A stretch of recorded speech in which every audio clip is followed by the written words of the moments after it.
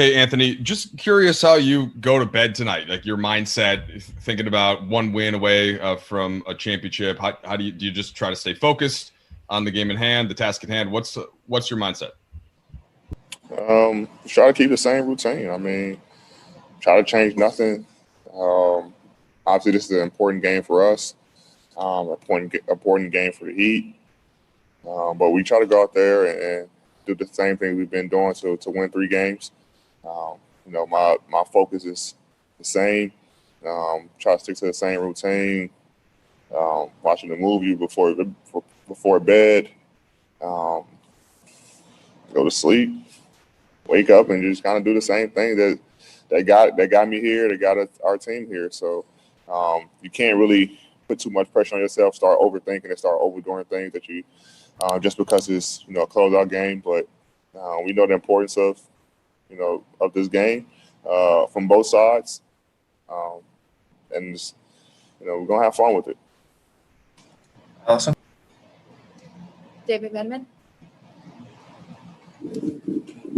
AD, you guys are 4-0 wearing the Black Mamba uniforms. Obviously, you've spoken several times about the feeling that you get wearing it and wanting to honor his legacy. A closeout game is a difficult enough challenge as it is. Are you guys putting any extra burden on the opportunity of Friday night by also trying to stay undefeated in those uniforms?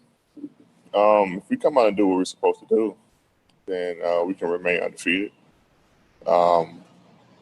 We just think that, for all the things, that happened this season, with our team specifically, in our organization, that to be able to close it out and, the Black Mamba uniforms will just make it all worth it.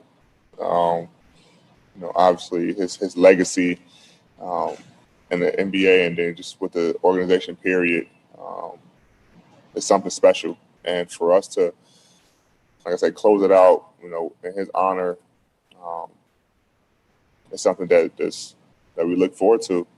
Something that, insane amount of pressure for sure. Because we don't want to lose, we don't want to let them down. Anytime we lose in the jerseys, we feel like we let them down, and we don't want to do that. We want to remain undefeated, but if we come in and do the things that we're supposed to do on both ends of the floor, then we can remain undefeated and close this thing out and make this moment even more special. Algoon. Obviously, you talked about the strides you wanted to make in Game 3, made a lot of those strides in Game 4. Do you feel like you've locked into your process of how you can be the type of player that you were in Game 4 in every game and for the rest of this series? For sure. It started with me just getting back to the defensive end. Once I'm locked in defensively, covering for guys, blocking shots, talking, everything else kind of just falls in place, for me and for the team. Once I'm playing with energy, it kind of just trickles down to everyone else, and we seem to play well. They give us that confidence offensively, give us that confidence defensively. But, we love challenges. Like I said, it's not going to be an easy challenge for us to close it out. But if we come in and guys, are locked into what we're supposed to be doing, both ends of the floor, starting with myself and Brian, then, we think we have a pretty good chance of winning tomorrow night.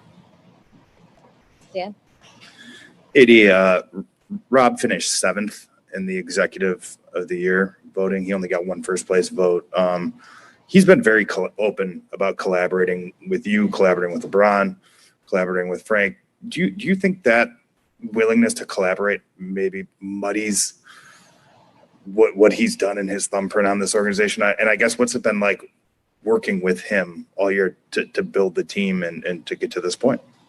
Great GM, great executive. Maybe, but I know and the entire organization know the work he's put in to put this team together. to build this team to compete for a championship and to be one win away. I know those awards don't matter to him. Championships do. And, we put ourselves in a position, he put our team in a position to be able to be one win away. And, once we, finish our job and do what we're supposed to do, then I don't think no one's going to care about Executive of the Year.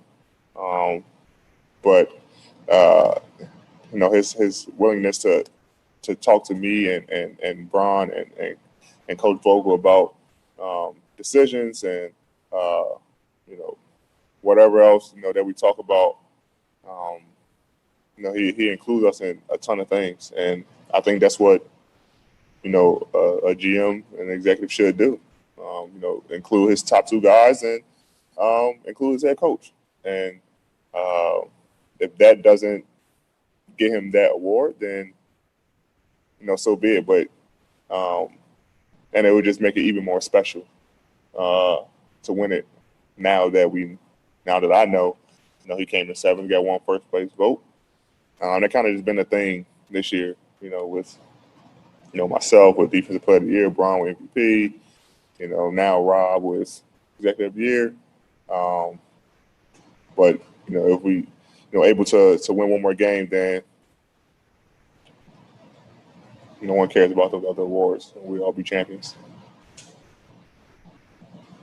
All right, we'll send it back to you, Will, for last couple. Thank you. Alan Sliwa. AD, you just mentioned it right there. At the end of the day, the championship is all that matters. But does that kind of does it add a chip to your shoulder, or does it add a chip to LeBron's shoulder? If some of those individual awards you guys don't get, does that almost in a sense help to go and strive for that ultimate championship, which I know you guys are doing anyways, but does it add I guess an extra element to it? I can't speak for Bron, but it does for myself. Especially on the defensive end. I feel like I put a lot of work on the defensive end, being able to guard multiple positions and different actions. And so anytime I play on the defensive end, I try to lock in and, get a stop every time. But like you said, those, individual awards obviously have meaning. You never want to take away from those. But at the same time, the ultimate goal for every team is to win a championship. And, people can talk about winning MVPs and things like that, but I think you get remembered most by winning championships, being a champion. And I think that, if we're able to close this thing out, then, that's what people remember. I don't think people are going to remember, individual awards as much as they remember championships. And, that's our mindset, is to go out there and win. All right, we're going to take one more for you. Melissa Rowland.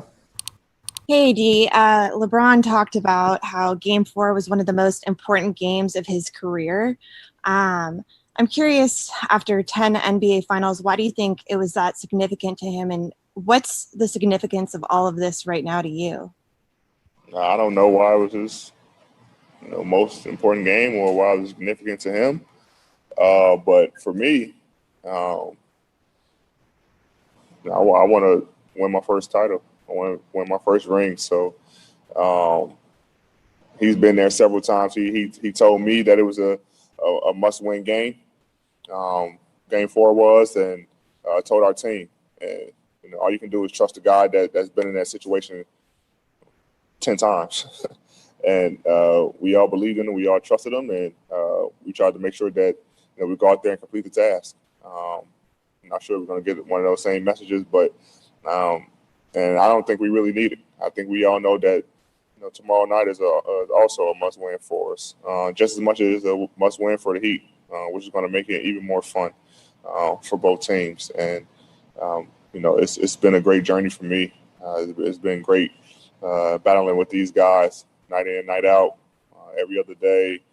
From the regular season to being in the bubble, just being with these guys and this coaching staff and competing and learning, and figuring out ways that we can be better. So my journey's been great. This definitely means a lot to me. But as far as why Game 4 was the biggest playoff game of LeBron's career, we haven't talked about it, so I really don't know. Thank you. Thanks, everyone. Yeah.